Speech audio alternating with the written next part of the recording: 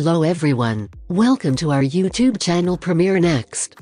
In this video you are going to get all the information related to the latest review updates of the series called Baby Fever Season 2. Baby Fever addresses a unique subject that, in my opinion, should be covered in more TV shows and films. The benefit of services like Netflix, I suppose, is that one can experiment with the material without feeling compelled to satisfy public demand. The show's creators, Amelie Nasby-Fick and Nikolai Pfeiffer, took care to ensure that the series' humor and lightheartedness would not overshadow the seriousness of the situation. The hardest thing, in my opinion, to maintain the proper balance is when a writer is trying to tell a story in a lighthearted way while dealing with subjects that require a certain amount of gravity and sincerity. The number of hybrid genre films has increased recently, most likely as a result of directors finally being able to communicate what they want to say and still entertain audiences with light-hearted narrative devices. The hybrid genre has becoming increasingly popular, and there have been a number of horror comedies produced recently all around the world. But it gets more difficult to strike the right balance when attempting to combine humor and drama, because there's a chance that the gravity of the movie or series will be lost and won't have the desired effect. The concept and presentation of Baby Fever brought to mind the 2019 Hindi film Good News, in which two couples exchanged sperm and the wife became pregnant with the other man's child.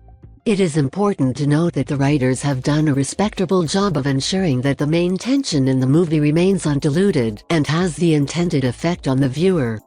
Nana was a driven individual who was content with the direction her work was taking. When she discovered that she only had 3 follicles remaining, quite low in comparison to the typical ovarian reserve, things took a drastic turn for her. Although Nana was not a careless person on that fateful day, she developed an obsession that led her to use her ex-boyfriend's sperm for self-insemination. She also made the decision to keep the information a secret from everyone, which further complicated her situation.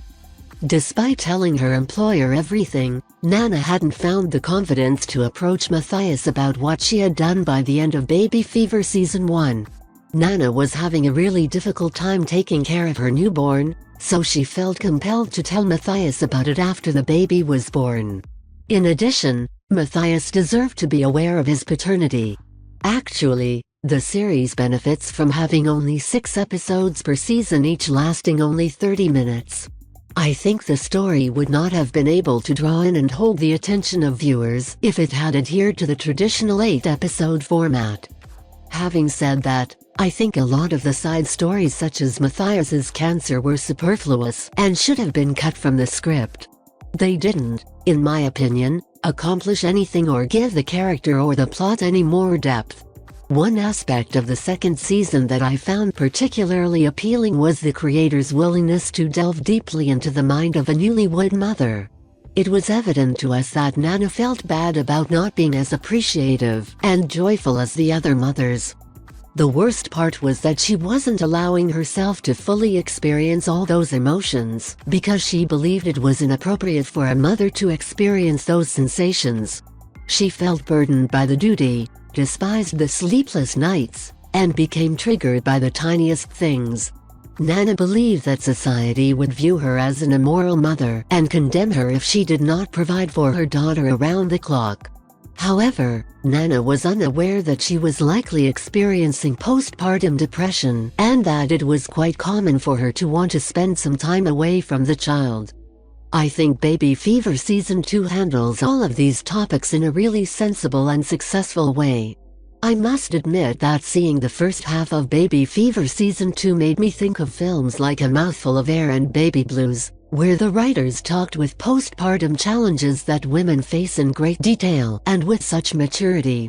The best parts of the show are when Josephine Park, who plays Nana, interacts with her mother Liz, who is portrayed by the endearing Tammy Ost. Josephine Park is amazing in this role. The series' clever pacing and eccentric writing more than made up for the moments when the plot felt a little strained. In the event that the showrunners choose to continue the franchise, the writers will have a task. They had a pretty compelling main plot that carried them through the first 2 seasons, but I believe that in order to keep the public interested in a 3rd season, they will need to develop some fresh and captivating side stories. If you are watching this video on YouTube, please click on the like button and subscribe to the channel for the latest updates related to upcoming movies and series. Related